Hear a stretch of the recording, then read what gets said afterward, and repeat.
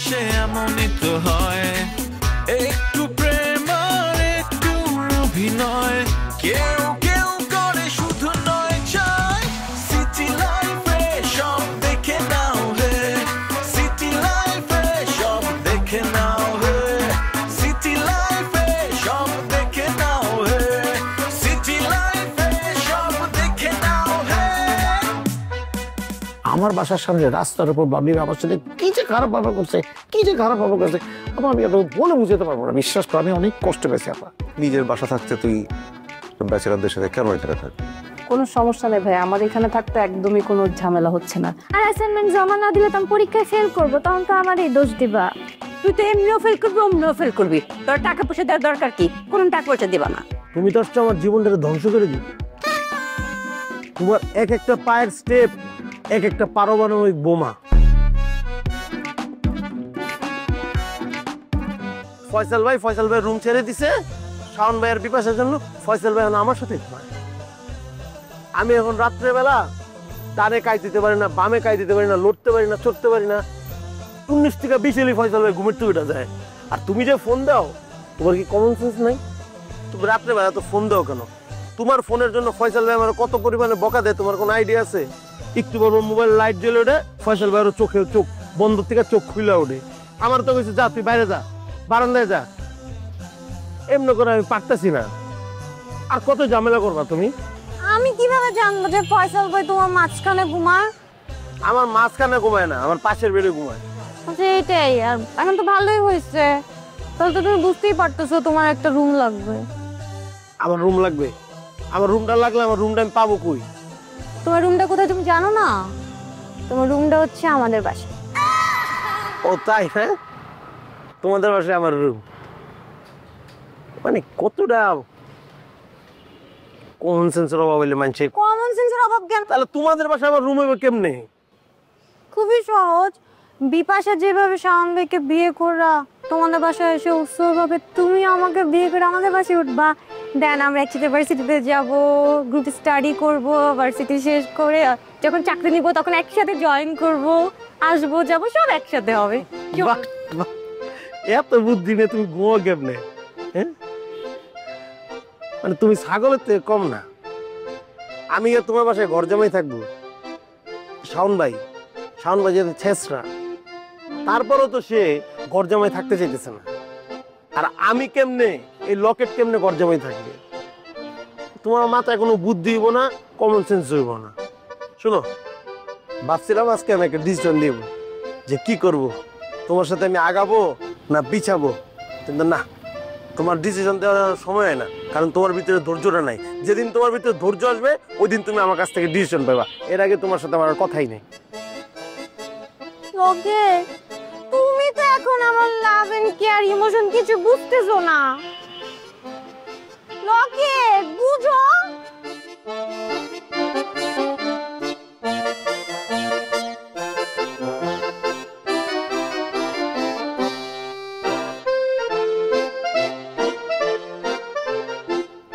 নূপুর, এখানে একটা হলুদ বই ছিল, দেখছিস বইটা? না আপা, দেখি নাই। কই যে রাখলাম।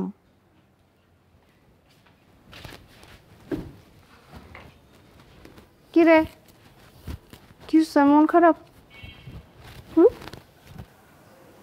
আপা তুমি তো জানো তো আমি এখন সব উল্টাপাল্টা খরচ বাদ দিয়ে দিছি, আর পড়াশোনাটাও ঠিক মতো করতেছি। আমার কলেজের অ্যাসাইনমেন্ট তৈরি করার জন্য আমার কিছু টাকা দরকার ছিল।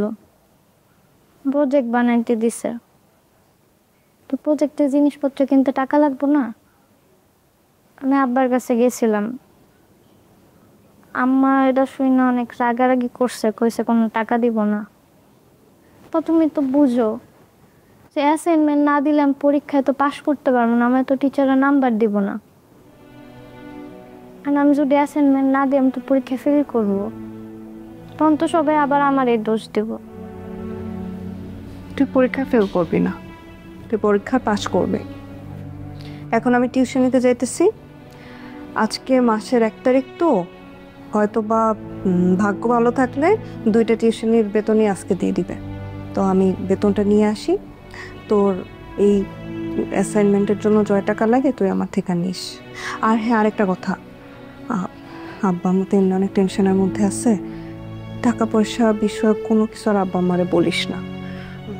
হয়তোবা তারা দিতে পারবে না দেখা তাদের খারাপ লাগবে, কিন্তু তোর সাথে রাগ করবে, বলার দরকার নেই, ঠিক আছে? তো আমি টিউশনিতে যাইতেছি। আচ্ছা, আর কিছু লাগবে তোর? না আপা, আর কিছু লাগবে না। ঠিক আছে, এখন থেকে মন দিয়ে পড়ালেখা করবি আর মন খারাপ করবি না। আর এখন যা বইসা সুন্দর মতো পড়ালেখা কর। তুই যত বেশি পড়ালেখা করবি, ভালো রেজাল্ট করবি, আব্বা আম্মা তোর উপর অনেক খুশি থাকবে। ওঠ, আমি গেলাম। সাবধানে যাও। ঠিক আছে।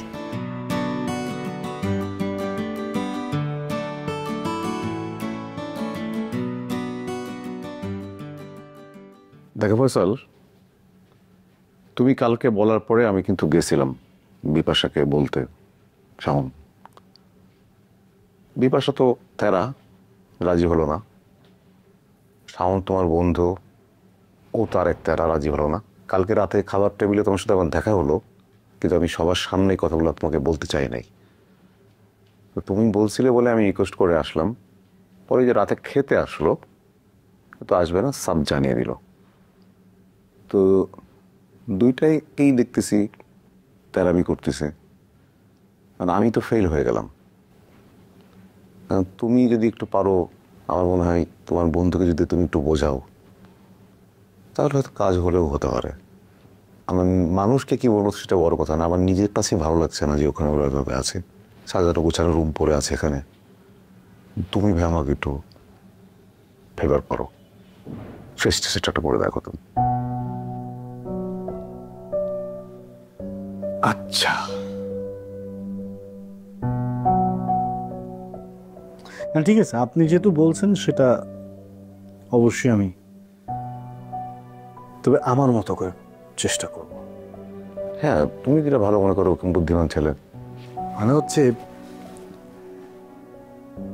আপনাকে আমি বলেছিলাম, আপনার মনে আছে কিনা, যদি ওদের ভালো থাকার জন্যে আমাদেরকে শক্ত হইতে হয়, আমরা শক্ত হব। কি ধরনের শক্ত? আপনি আমাকে দায়িত্ব দিয়েছেন আমাকে আমার মতো করে হ্যান্ডেল করতে না। খালি আপনার প্রতি আমার একটা অনুরোধ। জি বলো। যা যা ঘটবে আপনি হ্যাঁ কিংবা না কিছুই বলবেন না। ওকে, জাস্ট চুপ করে থাকবেন। ওকে। দেখি কি হয়। দেখো ভাই একটু। জি।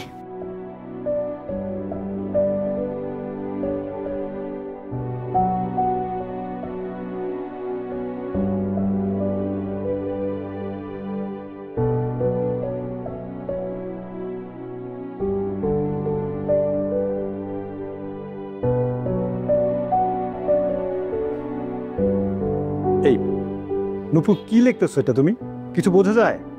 সমান করে লেখো। কি এরকম আঁকা বাঁকা করে কেউ লেখে? আর তুমি আরটা কি লিখেছো? আরটাকে বোঝা যাচ্ছে এন। সুন্দর করে লেখো, মনোযোগ দাও। ছোটবেলা থেকে আমার হাতের লেখা এমন। এক মার পড়ে পড়ে পড়ে। হায়ামের কি অবস্থা? স্যার, ম্যাথ তো বাসায় প্র্যাকটিস করি।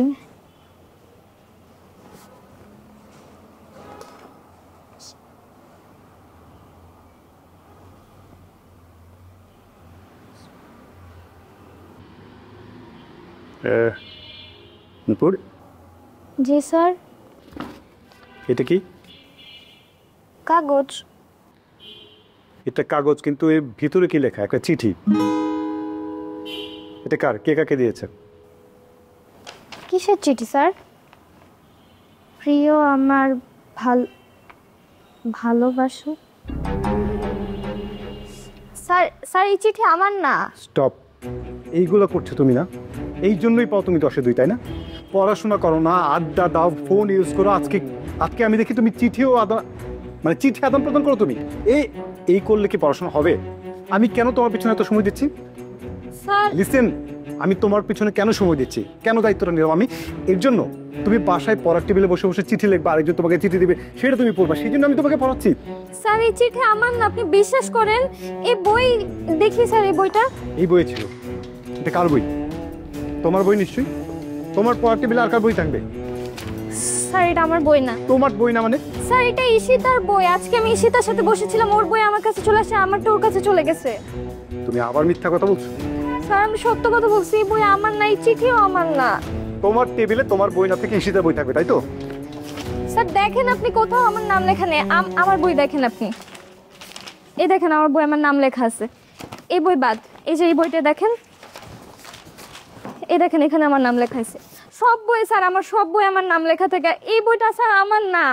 এই বই যদি আমার হতো, আমার নাম লেখা থাকতো। সব বই তোমার নাম লেখা আছে, এই বই তোমার নাম লেখা নাই, তার মানে কি তোমার বই? এটাও তোমার বই? স্যার এটা আমার বই না। ঠিক আছে, তুমি আন্টিকে ডাকো। স্যার এটা আমার বই না, আপনি বিশ্বাস করেন। স্যার আমি আপনাকে ঈশিতার নাম্বার দিচ্ছি, আপনি ঈশিতাকে ফোন দিয়ে জিজ্ঞেস করেন আমার বই ওর কাছে। ও যদি না বলে তাহলে আপনি যে শাস্তি দিবেন আমি সেই শাস্তি স্টপ। দুপুর আমি জানি তুমি অনেক মিথ্যা কথা বলতে পারো, অনেক মিথ্যা কথা বলেছো তুমি আমার সাথে। ঠিক আছে, তুমি আমার দিকে তাকাও তো, তাকাও। দেখো আমি তোমার বইয়ের চিঠিটা পেয়েছি, পড়ার টেবিলটা তোমার। চিঠিটা যদি তোমারও হয়ে থাকে, তোমাকে যদি কেউ দিয়েও থাকে, আমি আন্টি আঙ্কেলকে কিচ্ছু বলবো না। তুমি প্লিজ আমাকে একটা সত্য কথা বলো, এই চিঠিটা তোমার নাকি আসলেই সেটার? প্লিজ, আমি কাউকে বলবো না। আমার না স্যার এটা।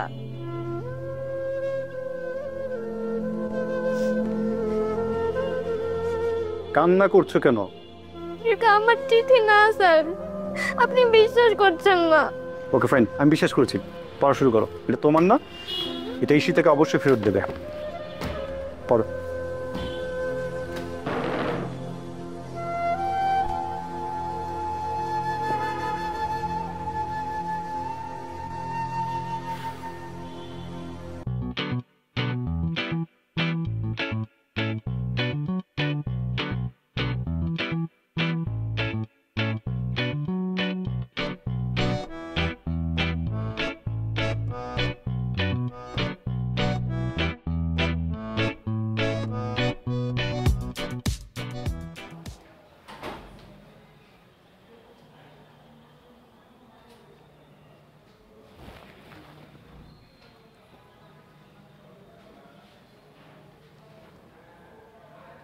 এ বাসা আমার মানে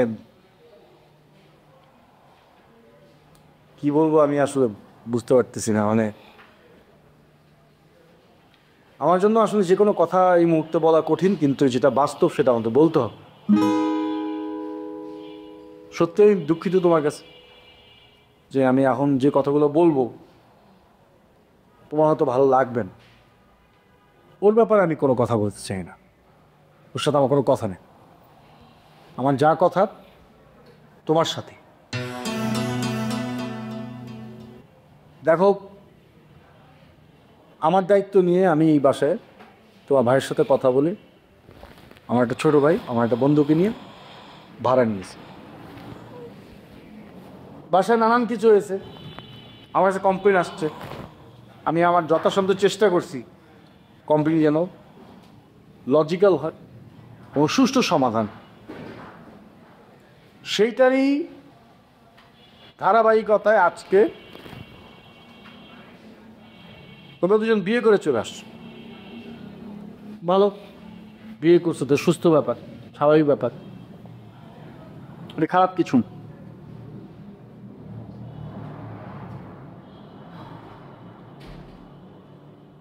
কিন্তু বিয়ে করে তো এখানে থাকতে পারবা?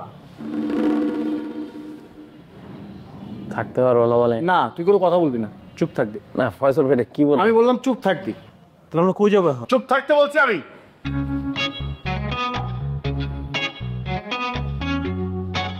আমার দায়িত্ব নিয়ে বাসা ভাড়া নেওয়া হয়েছে। বিয়ে করার আগে আমার সাথে কথা বলা হয়েছে যে আমি দায়িত্ব নিব। যার যা খুশিতে হবে তাই, যে যা খুশি তাই করবে, সেটা সেটা সকল দায়িত্ব আমার। কেন ভাই, আমি মানুষ না? আমার প্রতি সম্মানটা কোথায় দেখানো হয়? আমি তোমার কাছে আবারও ক্ষমা চেয়েছি বিপাশা, আমার এই আচরণ করার জন্য। আমি আসলে এভাবে কথা বলতে চাইনি কোনোদিনও। তোমরা ভালো থাকো, সুস্থ থাকো, কিন্তু এটা একটা ব্যাচেলার বাসা। বিয়ে করার পর একটা দম্পতি এভাবে একটা ব্যাচেলার বাসায় থাকতে পারে। ফাজিল ভাই তোমার তো বুঝতে পারো, শাওন ভাই তো বিপ্লব ভাইয়ের বাসা থাকবে না, তো শাওন ভাই কই থাকবে? এই বাসা না থাকলে তুমি তারা যদি এখান থেকে বের করে দাও, সেখানে বাসা পাবে? হ্যাঁ পাবে, খুঁজে নেবে। একদিনে তো তারা দিবে না, অন্তত পক্ষে তারা সময় দাও। তুমি তো ভিলেনের মতো আচরণ করতেছো। মানে আমরাও তো এই বাসায় থাকি, আমাদের কি কোনো অপিনিয়ন নাই? আজকে খুব ওপিনিয়ন দিচ্ছিস নাকি? অনেক বড় হয়ে গেছিস তুই, ওপিনিয়ন দেওয়া শিখছিস? হ্যাঁ, মানে একটা কথা, এই বাসায় বিয়ে করে কেউ থাকতে পারবা না। নতুন বাসা খুঁজে না।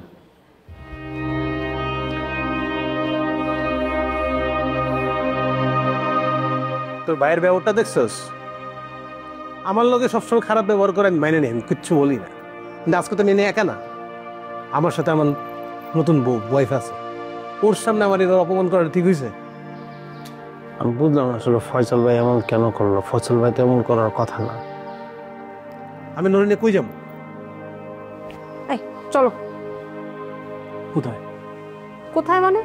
শাওন, তুমি কোনো গরিব মেয়েকে বিয়ে করো নাই, তুমি একটা বিজনেস ওম্যানকে বিয়ে করেছো, একটা বড়লোক মেয়েকে বিয়ে করেছো। বাসা খোঁজে আমার জন্য জাস্ট 1-2 ব্যাপার। টাকা থাকলে সবকিছুই খুঁজে পাওয়া যায়। যে কোনো সময় আমি যে কোনো বাসা খুঁজে পাইতেই পারবো, তাতে কোনো সমস্যা হবে না। তুমি চলো, আমরা কোনো একটা বাসা খুঁজে নিব। আর বাসা যদি নাও পাই, যতদিন পর্যন্ত আমরা বাসা না খুঁজে পাচ্ছি ততদিন পর্যন্ত আমরা কোনো হোটেলে ভাড়া থাকবো। চলো উঠো। ভাবি আপনার বোঝার চেষ্টা করেন।